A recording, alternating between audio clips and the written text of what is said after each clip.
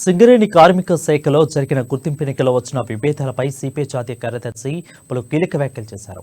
CPI కాంగ్రెస్ల మధ్య తలెత్తిన రాజకీయ తగాదాలుగా చిత్రీకరించడానికి చేసే ప్రయత్నాలు మంచిది కాదని హెచ్చరించారు. ఇరు పార్టీల మధ్య సఖ్యత ఉందని, సొంత అవసరాల కోసం ఇలా అసత్య ప్రచారాలు చేయవద్దంటూ నారాయణ తెలిపారు.